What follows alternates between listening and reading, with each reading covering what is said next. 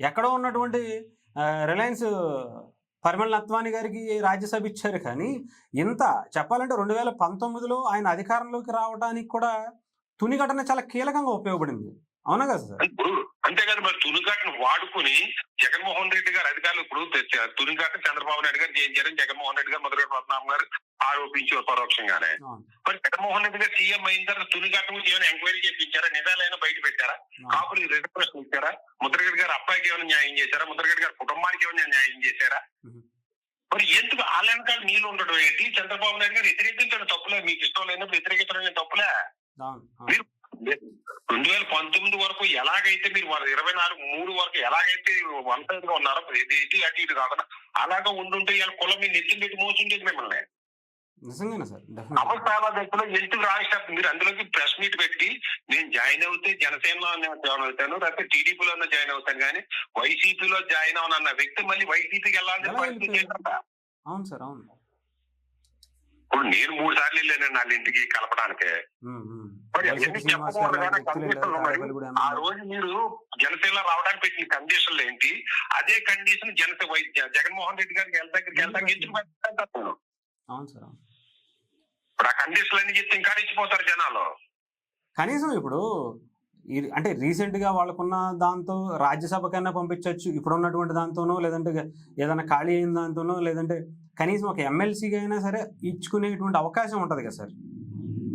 కేవలం పంతాలు పట్టింపులండి. ఇప్పుడు ఇవన్నీ కూడా ముద్రగడ పద్మనాభం గారు ఏదో డబ్బులు తీసుకున్నారో, డబ్బులు కమ్ముడు పోయారు అంటే తప్పండి, అది అజ్ఞానం. అది యాక్సెప్ట్ చేయలేము అసలు. అయినా రూపాయి కూడా తీసుకోడండి, తన ఆస్తి నాశనం చేసే రాజకీయాల్లోని కులం కోసమే. అవునండి, అవునండి. ఎక్కడన్నా వాళ్ళు ఉద్యమం చేసినా గానీ దానికి ఎంత పడితే అంతా తీసుకుని వాళ్ళతో డైరెక్ట్ గా పెట్టమని వాడు కానీ ఎప్పుడు రూపాయి వసూలు చేయలేదు ఆయన. ఒక రూపాయి సంపాదించలేదు. నీతికి నిజాయితీకి నిప్పు లాంటి ముద్రగడ పద్మనాభం గారు అంటే కేవలం పంతాలు ఇవాళ పంచాయతీ ప్రెసిడెంట్ అవుతే కోట్లు సంపాదించున్నారు సార్.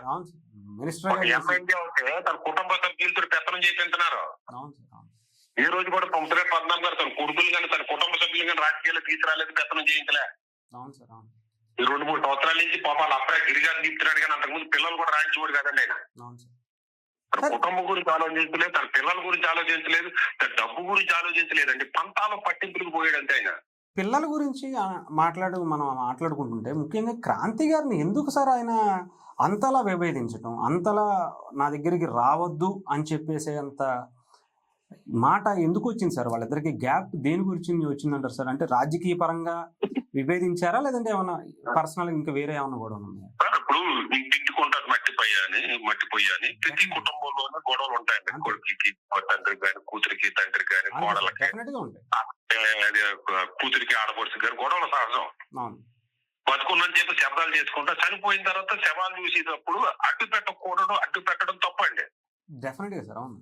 మీరు మీ శవాన్ని బాడీని చూసి వెళ్తా దేహాన్ని పార్థివ దేహాన్ని చూసి వెళ్ళిపోయిన తర్వాత మీరు రానివ్వకండి మీ ఇంటికి. అంతే, మీరు రానింటికి వెళ్ళకండి. అసలు వాళ్ళకి ఏం హక్కు ఉంది సార్ అనేది? ఫ్రెండ్షిప్ కావచ్చు, లేదంటే అనుచరులు కావచ్చు, వాళ్ళకి ఏం హక్కు ఉంది? తండ్రి కూతుర్ల మధ్యలో అసలు వీళ్ళెవరు? ఇప్పుడు అనుచరులు పక్కన పెట్టండి, కుటుంబం రానిస్తానంటే అనుచరులు ఎవరైనా లాగిపెట్టి కొట్టేలే. అంతే కదా. నువ్వెవరు? ఈ వైసీపీ ఏ తెలకాలు ఉండిపోతుందా? ఈ గిరిగారు ఏ తెలకాలు వైసీపీలో ఉండిపోతారా? లేదా ఈ కూటమి ప్రభుత్వం ఉండిపోతుంది? ఇవన్నీ అశాశ్వతం అండి. ముద్రగడకి వెళ్తే కిర్లపూడి ముసలి గారు అంటే ఏంటి, కుటుంబం ఎలాగుండేది, వీర్రావు గారి కుటుంబం ఎలాగుండేది, ముద్రగడ పద్మనాభం గారు అంటే ప్రధానమంత్రితో రాజీవ్ గాంధీ గారు కూడా ఆ రోజుల్లో ప్రధానమంత్రి కూడా ఎంక్వైరీ చేసి వారు ముద్రగడ పద్మనాభం గారు గురించి వచ్చి కలుసుకున్నారండి. అటువంటి స్టేజ్ లో ఉన్న వ్యక్తి అని ముద్రగడ పద్మనాభం గారు ఇవాళ ఈదుల్లో తోచుకునే వ్యక్తి స్థాయికి దిగజారు చేశారంటే ఆయన కూతురు కాకుండా పోతుందా సార్ అసలు? అదే అండి అంటున్నా, తప్పు కదండి. అది ఇప్పుడు వైసీపీ వాళ్ళు ఇప్పుడు జగన్మోహన్ రెడ్డి గారు ఉందండి, తన తల్లిని బయటికి గెంటేశాడు, కూతురుకి నమ్మ బయటికి గెంటేశాడు, చెల్లిని బయటకు గెంటేశాడు, అతని మీద కేసు పెట్టాడని ఆరోపణలు ఉన్నాయి. ఆయన అటువంటి వ్యక్తి నేతృత్వం వహిస్తున్న పార్టీ వైసీపీ. కానీ మరి ఇప్పుడు రాజీవ్ గాంధీ అది మన రాజశేఖర రెడ్డి గారు జయంతికి వర్ధంతికి విజయం గారు జగన్మోహన్ రెడ్డి గారు ముద్దులెట్టుకుంటారా? కలుసుకుని మనం ముద్దులెట్టుకున్నారా లేదా? అంతే కదా సార్. కొడుకమ్మ తల్లికి పెట్టాడు, తల్లిమ్మ కొడుకు ఆప్యాయత ఎక్కడ పోతుందండి? ఇప్పుడు షర్మిల గారు అబ్బాయి పెళ్లికి జగన్మోహన్ రెడ్డి గారు భారతీ రెడ్డి గారు వెళ్ళారుగా. మరి మెడ గెంటించలేదు. శత్రువులైనటువంటి అంత శత్రువులుగా ఉంటే మరి చంద్రబాబు నాయుడు గారు కూడా వెళ్ళారుగా. చంద్రబాబు నాయుడు గారు పక్కన వేరే విషయం. ఇప్పుడు ఆ పార్టీ అంటారు కదా, అవును సార్, అవును. ఇప్పుడు మీ పార్టీ అధినేతే తగులు వాడిన తల్లిని ముద్దు పెట్టుకుంటున్నారో, చెల్లి పెళ్లికి వెళ్తున్నారో, మరి మీ పార్టీ అధినేతనన్నా చూసి నేర్చుకోండి అంటే నేను ముద్రగడ పద్మనాభం గారి కుటుంబ సభ్యుల్ని. అంటే మెయిన్ ఏంటంటారు సార్, క్రాంతి గారి మీద విభేదించడానికి కారణం జనసేనలోకి నాన్న నువ్వు ఇలా వైఎస్ఆర్సీపీకి వెళ్ళొద్దు, కాపులకు వ్యతిరేకం అవ్వద్దు అనేటువంటి మాటే కారణం అంటారా, లేదంటే ఇంకేదన్నా? ఇప్పుడు ఆయన దేనికన్నా విరిగిపోతారండి. మనిషి మంచి చెడ్డ వ్యక్తి ఏం కాదు, కానీ పట్టుదల ఎక్కువ ఆయనకి. మొండి పట్టుదల, చాదస్తం, ముందు పట్టుదల. ఇప్పుడు చాలా ఎగ్జాంపుల్ చెప్పొచ్చు, చనిపోయిన తర్వాత అవన్నీ చెప్పడం మంచిది కాదు, కానీ కారణం లేదు. ఆయన ఏదో నేను ఆయన ఇంటికి వెళ్తే రానివ్వలేదు.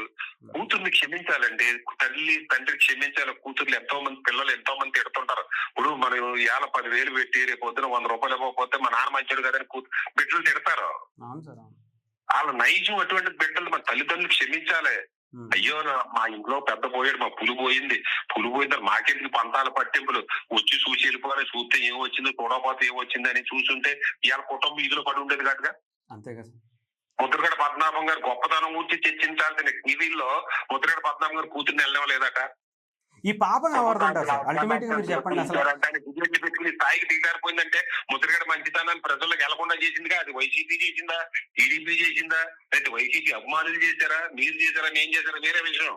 అంటే అసలు ఈ పాపానికి, అంటే ఇంత గొప్పగా బతికినటువంటి వ్యక్తిని ఇలా ఆఖరి క్షణాల్లో కూతుర్ని లేదంటే ఇబ్బంది పెట్టడం, ఆ కడసారి చూసుకోనివ్వకపోవటం, ఏ సామాజిక వర్గం అయితే ఆయన బలంగా నిలబడి ఆయన పనిచేశాడో అదే సామాజిక వర్గానికి సంబంధించి కొంచెం దూరం అవడం, పేరు కూడా మార్చుకోవడం, ఇంత పరిస్థితికి రావడానికి గల కారణం ఎవరంటారు సార్?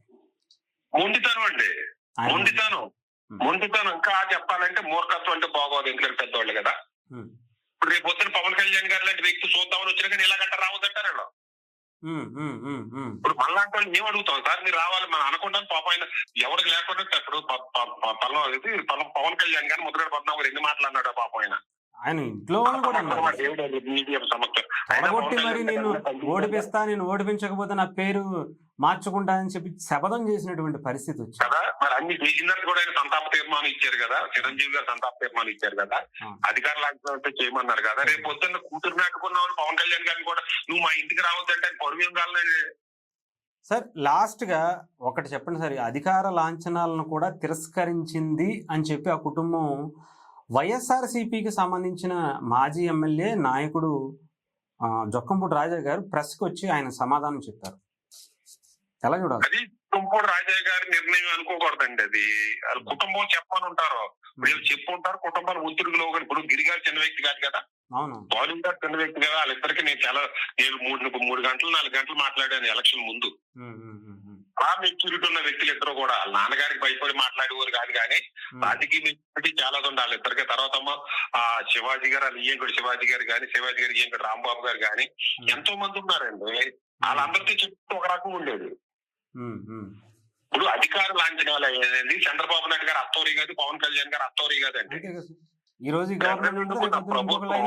అంతకుముందు ఇంకొకళ్ళు ఉండొచ్చు. ఇప్పుడు ప్రజలు ఎన్నుకున్న ప్రభుత్వం ముద్రగడ గారి యొక్క సేవలను గుర్తించి ప్రజలు ఇస్తున్నారు అధికార లాంఛనాలతో చెప్పి ప్రజల నిర్ణయాన్ని తిరస్కరిస్తున్నారు. రేపు పొద్దున ముద్రగడ పద్మనాభం గారి పైన ఓట్లు వేయండి ప్రజల దగ్గర ఏ విధంగా వెళ్తారు మీరు ప్రజల నిర్ణయం తిరస్కరించినప్పుడు? తప్పండి. మీరు అది వైసీపీ ఎంతకాలం ఉండిపోతే మీరు వైసీపీలో ఎంతకాలం ఉండిపోతారు? ఏమన్నా కొత్త రాజకీయానికి ఏమన్నా తెరలేపబోతున్నారా అనేటువంటి ఒక డౌట్ కూడా కనిపిస్తుంది సార్, ఏమంటారు? ఇక్కడ ఎప్పుడు తండ్రి చనిపోయి బాధలో ఉన్న రాజకీయాలు ఏం చేస్తారు కానీ అంటే ఆ పంతాలు ఇది ఆ పార్టీకి సంబంధించి ఇది ఒక కొత్త వేరే విధంగా తీసుకెళ్లబోతున్నారు అనేది ఖచ్చితంగానండి. ఇప్పుడు రేపటి నుంచి వైసీపీ పార్టీ ఒకప్పుడు నిన్నటి వరకు రంగా గారి మీదే శవరాజకీయాలు చేయడం చేసి ఇప్పుడు ముద్రగడ గారి మీద కూడా చేస్తారు.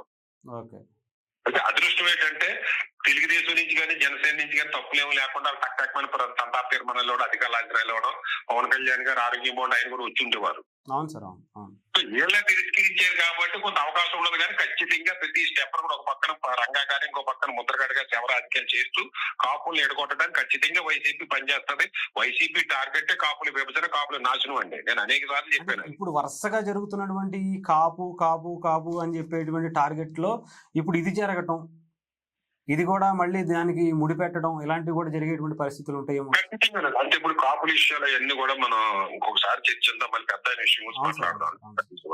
సార్ పెద్ద అయినా నిజాయితీగా పనిచేసిన వ్యక్తి అండి, ఉద్యమాల గురించి తను అనుకున్న వాళ్ళ గురించి, తన దగ్గర చెరలోకి వచ్చిన వాళ్ళకి, తన దగ్గరికి వచ్చి రచ్చిన వాళ్ళకి తన సొంత డబ్బులు ఖర్చు పెట్టి పని చేసిన వ్యక్తి అండి. ఒక పోలీసు వాళ్ళు కానీ, డిఎస్పీలు కానీ, ఎస్పీలు కానీ, లేదా ఆర్టీఓలు కానీ, కలెక్టర్లు కానీ చెయ్యకపోతే నువ్వు చేస్తావా, నేను నిరాహార దీక్ష కూర్చోమంటావా అని చేపించిన వ్యక్తి అండి ఆయన. అంత నిజాయితీగా ఒక్క రూపాయి కూడా తీసుకోకుండా నీతిగా నిజాయితీగా పనిచేసిన వ్యక్తులు ఎవరు ఉమ్మడి ఆంధ్రప్రదేశ్ లో అని ఒక 5 పేర్లు చెప్తే మొట్టమొదటి 5 ఒకడు ఉంటాడండి, ముద్రగడ పద్మనాభం.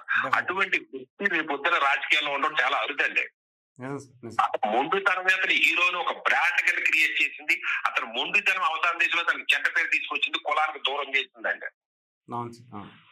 దయచేసి ఆ మొండితనాన్ని తన కుటుంబ సభ్యులన్నా విడిపాడాలి అని చేతులెత్తి నమస్కారం. ఎందుకంటే మా గురువు గారు అంటే నాకు అభిమానం, ముద్రగడ పద్మనాభం గారు అంటే అభిమానం సార్. ఎందుకంటే ఆయన చేసినటువంటి ఇదికి, ఆయన ఉన్న నిజాయితీకి ఆ కుటుంబం బాగుండాలని డెఫినెట్ గా కోరుకుంటాం సార్. ఎందుకంటే అందులో రాజకీయ పార్టీలు వైసీపీయా, తెలుగుదేశం, జనసేన ఎక్కడున్నా బాగుండాలి, అంతే బాగుండాలి. మీరు రాజకీయ పార్టీలు కుట్రలో పడకండి.